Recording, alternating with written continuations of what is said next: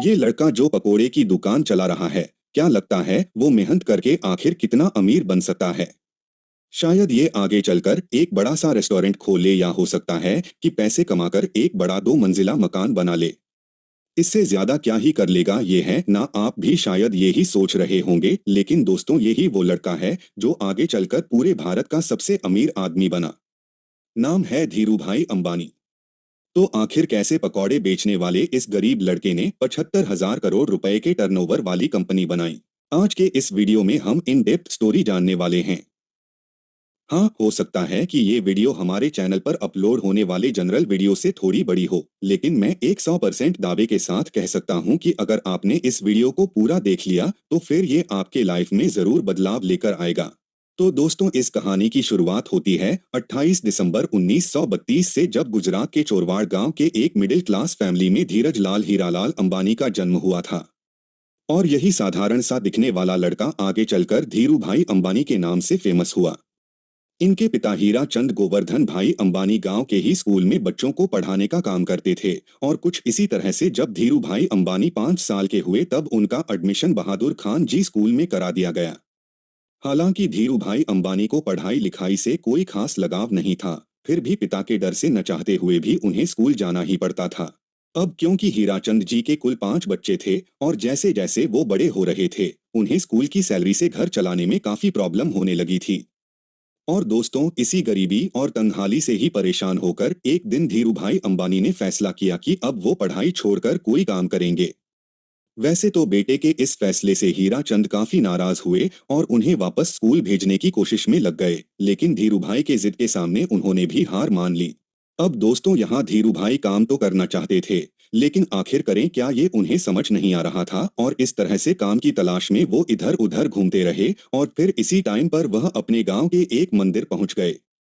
उन्होंने देखा कि अक्सर सुनसान रहने वाले मंदिर परिसर में आज बहुत भीड़ लगी हुई थी।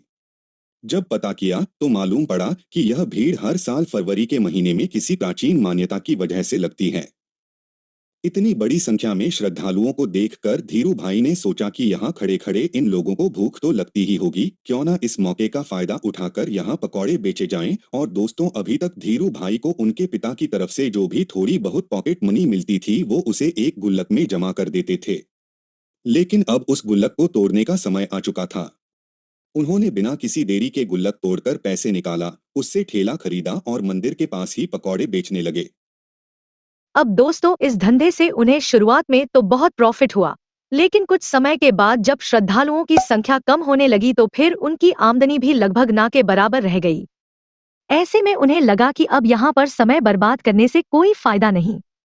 इसीलिए उन्होंने अपना ठेला बेच दिया और सारे पैसों को बैंक में जमा करा दिया। आगे चलकर वो फिर से किसी काम की तलाश में लग गए और फिर उस दौरान उन्होंने देखा कि बहुत सारे लोग यमन में काम करने के लिए जा रहे हैं, और आज से पहले जो भी वहां पर गए थे उनकी फाइनेंशियल कंडीशन काफी बेटर हो गई थी। लेकिन इसके पीछे की वजह क्या थी? इसका जवाब ढूंढने पर धीरूभाई अंबानी को पता चला कि यमन में इंडिया से कई गुना ज्यादा पैसा बनता है। इसीलिए धीरूभाई अंबानी 1950 के दौरान महज 17 साल की उम्र में अपने बड़े भाई रमणीक लाल के पास में यमन चले गए। वहां पहुंचने के बाद से रमणीक लाल ने कंपनी के पेट्रोल पंप पर धीरूभाई अंबानी को काम दिला दिया और यहां काम करते हुए उनकी सैलरी 300 रुपए हर महीने की थी। अब धीरू भाई अंबानी लोगों को अलग अलग प्रमोशनल मेथड से एंकरेज करते थे कि वो ज्यादा से ज्यादा पैसों का पेट्रोल डलवाएं। अब दोस्तों, उनके ऐसा करने की वजह से पेट्रोल पंप का रेवेन्यू काफी ज्यादा बढ़ गया और उनके काम से खुश होकर उन्हें पेट्रोल पंप का मैनेजर बना दिया गया।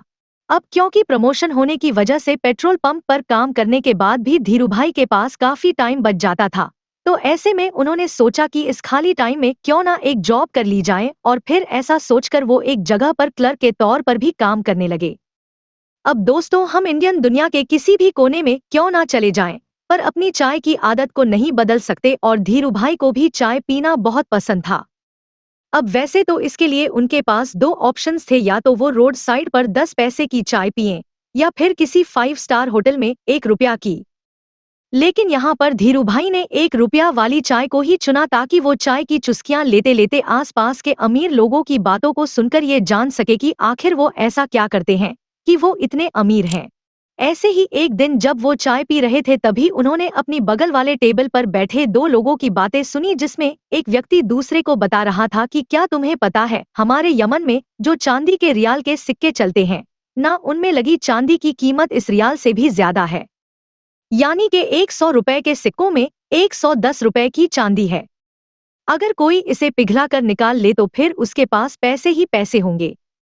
अब वैसे तो ये अमीर लोग इस बात को बस मजाक मजाक में कर रहे थे, लेकिन धीरू भाई ने इसे सीरियसली ले लिया। उन्होंने एक मशीन खरीदी और फिर लाखों की संख्या में सिक्कों को पिघलाना शुरू कर दिया। जैसे जैसे धीरू भाई का यह काम आगे बढ़ा, मार्केट में सिक्कों की कमी होने लगी और गवर्नमेंट भी इस बात से परेशान थी।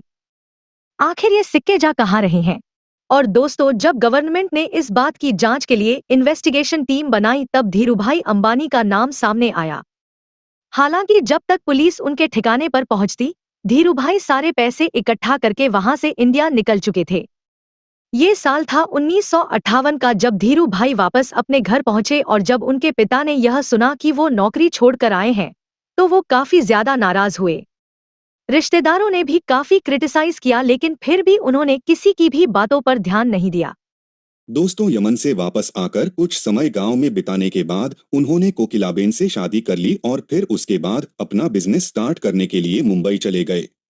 1958 में ही उन्होंने 50,000 रुपए की पूंजी के साथ रिलायंस कमर्शियल कॉरपोरेशन नाम से ऑफिस खोला और मसालों का व्यापार करने लगे।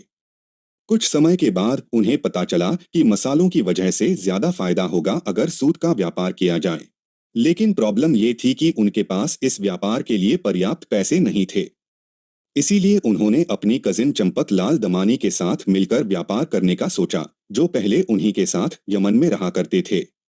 लेकिन जब उन्होंने इस इंडस्ट्री में एंटर करने की ट्राई की तब उन्हें पता चला कि यहाँ पर व्यापारियों ने एक यूनियन बना रखा है और वो सभी मिलकर किसी भी नए व्यापारी को इस इंडस्ट्री में एंटर नहीं होने देते हैं, और अगर किसी को एंटर करना भी है तो उससे पहले यूनियन के लीडर से परमिशन लेनी पड़ती है। इस तरह से एक नए फील्ड में उतरना धीरूभाई अंबानी के लिए काफी चैलेंजिंग हो गया था। हालांकि काफी मेहनत मशक्कत के बाद उन्हें ये परमिशन तो मिल गई, लेकिन इसके बाद उन्हें पता चला कि वो जिन फैक्ट्री से सूत खरीद रहे थे उन्होंने भी एक यूनियन बना रखा है, और जिन्हें फाइनल प्रोडक्ट बेचा जाता था उनका भी एक अलग यूनियन है। इस तरह से ये सभी मिलकर इन बीच के ही व्यापारियों को लूटते थे और अधिक मुनाफा कमाते थे। और दोस्तों, इस प्रकार की समस्याओं के बावजूद भी धीरूभाई अंबानी ने हार नहीं मानी। उन्होंने बहुत ज्यादा मेहनत की और धीरे धीरे इन दोनों यूनियंस से अपनी जगह बना ली। अब व्यापार में हुए नुकसान की वजह से चंपक लाल ने इस यूनियन को छोड़कर अलग होने का डिसाइड किया, जबकि धीरूभाई ने इसे और भी ज्यादा प्रमोट करना शुरू किया। दोस्तों, यहीं से बिजनेस में तेजी आने लगी और अपने व्यापार को और भी ज्यादा बढ़ाने के लिए 1966 में उन्होंने अहमदाबाद के नरोडा में अपनी एक कपड़ा मिल लगाई। इस कपड़ा मिल से जो भी कपड़ा मार्केट में सेल के लिए आता था वो पॉलिएस्टर के नाम से आता था, और दोस्तों यहाँ से मार्केट में पहली बार धीरूभाई अंबानी के नाम का सिक्का चला।